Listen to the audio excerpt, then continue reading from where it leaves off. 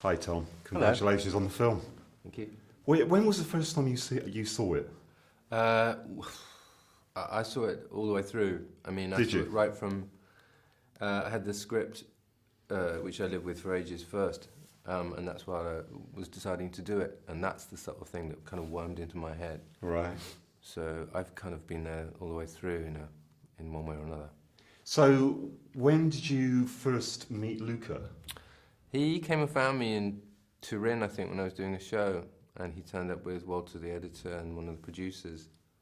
And he'd written me a really sweet letter before that. And normally I would be like, I don't do that. I can't do that. Right.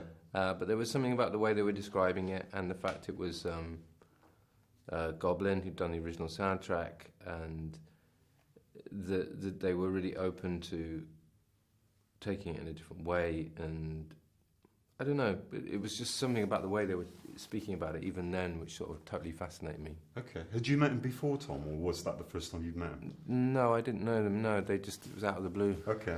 And did you know his films? Yeah. Right. And liked his films? Yeah, I Am Love was one of those ones that everybody... Absolutely. Yeah. So at first you were initially, because like you said, you've not done one before, have you? Yeah, it's like, could you just drive this truck, please? You've never driven a truck before. So sure. Let me just read the manual. It was a bit like that. I didn't really... Right. I was lucky, kind of, because I'd sort of stood over Johnny's shoulders for years doing Paul Thomas Anderson's films. So Yeah. I kind of understood a little bit of what the process was, but I definitely signed up not really knowing what I was going to be doing, which was kind of part of it, to be honest. Was it? Just to step into the complete dark. Right.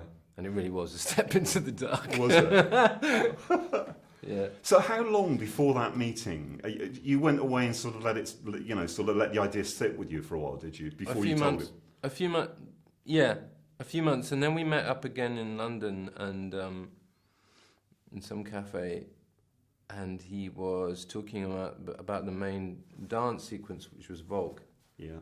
And I think that's the thing that really got me hooked, because it was one of those odd moments which I have sometimes in life where someone describes something to me and I can already hear it. I'm already halfway there in my head. Right. So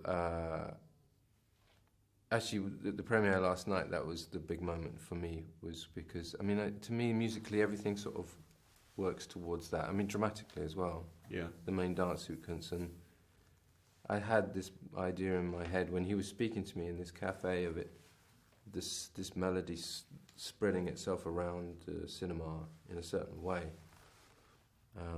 And it really did happen like that. It really did fill the space in the cinema in a way that normally doesn't happen. So it was really exciting, actually. Well, that was the premiere here in Venice, wasn't it? What was I'd heard it in the sound stage, but actually with people in the room, audience, in a big cinema. That must have been amazing. Yeah, it was cool. It was really Absolutely. cool. So I'm going to take you back again. So when did you start then? And am I right? You had some ideas for him before he even started filming? I think yes. It kind of happened that basically I had the script, and he invited me over to the beginning of the filming in now where was it? Varese? Yeah, in the crazy old house. This was where they shot. It's not house, hotel. Abandoned hotel, I believe. Abandoned and really rather spooky hotel that they were it? fixing up. Yeah, and I was walking around with Inbao, the art director, and she was showing me the sort of aesthetic of what was going on with Luca, and I could just they had these sort of melodies that were coming up already while they were even talking to me, even before they started filming, and the main theme song I'd started mucking around with just from the script for the Suspiria, the song I wrote.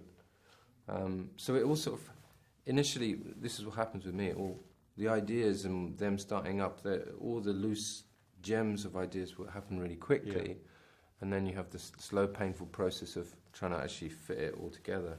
Okay. But when you go to the set like that, would you come away with more ideas then? Way more. Yeah. Well, I was surprised. I mean, I just won because I was curious. Yeah. You know, I'd never really sat on a big.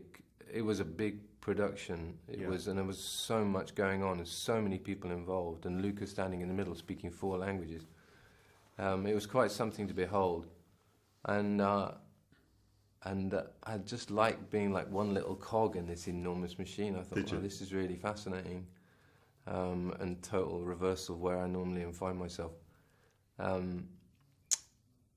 Yeah, it was, but just watching it all gear up and watching how their creative process, the whole team was, I just found it really fascinating, and immediately I wanted to be involved in it just because of that, you know. I mean, I think I'd kind of decided when I talked to Luca about the main dance piece, but when I finally went onto the set, I'm like, oh, well, I'm part of this now. Yeah. There's no going back. And did you go back to the set again? Did you visit? No, I couldn't after that. I wanted to, but I didn't get time.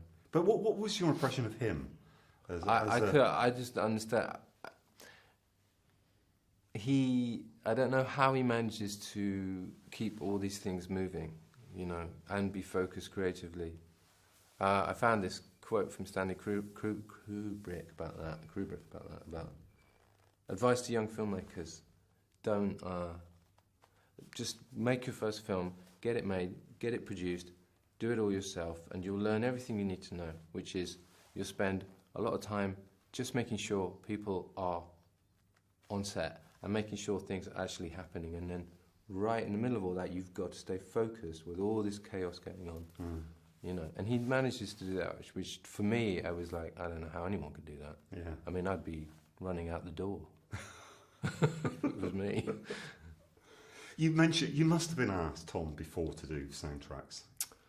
I can't believe I've got this running joke with Ed Norton about this because years ago they asked me to do the soundtrack for Fight Club. Oh, right.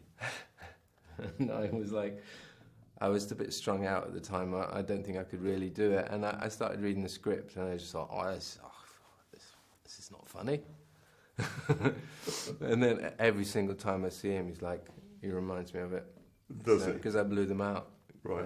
Which I don't think I could have done it anyway, and it was genius as it was. But yeah, that was kind of the only other time. Right. It was Fight Club. But I guess the obvious question is, would you do it again now? Has it kind of... Have you broken through a barrier with it? I guess so. I guess I need to go away and think about it because it takes up so much of your life. This took up so much of my life. And I'm happy now to sort of move on and get on with other things that I want to do because, you know, it was kind of nice to be commissioned to do something, you know, but everything went on hold. So if I choose to do another one, I have to be prepared for that, which it'll take me some time, I think. Yeah. But did you know the original film, Tom? Yep. You did? I watched it a couple of times. Yeah. Before... And I knew... Weirdly, I knew Goblin's music before that. And I watched the film a few times before saying yes. The original, yeah. And what do you think of Lucas' film? Well, they're just completely different things. They are, aren't they? Yeah. I mean, to me, there's no point... The only point of comparison really is the concept of a dance troupe becoming witches, you know, to me. Yeah. And that's where it sort of begins and ends. That's the basic essence of it. Yeah. So. Yeah. Had you met Tilda before? I met Tilda before. I can't remember. Maybe, yes. Right. But we met on set. I wonder what you made of that relationship. They've clearly got a great creative relationship, haven't they? Yeah. Stretching back, you know, many films. Well, it's something familiar to me, I guess. I was just going to say that. Is it like, you know... Like where you develop a language between you, and it was kind of obvious when you sit there and watching them operate together. You can see that straight away. Similar to me and my band, I suppose. Yeah. Yeah. Where are we with the band? We are doing lots of things individually. You seem to be, yeah. Yeah, which we're happy doing, really, and naturally we'll come back together and start up when we're finished with that, I think. Completely. I hope you do. Oh, we will. Yeah.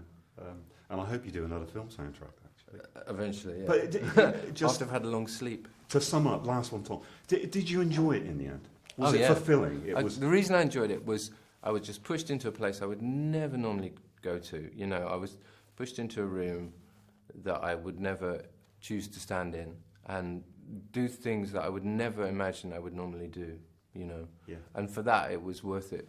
You know, everything about it was worth it for that. Cool. Thank you very much, Tom.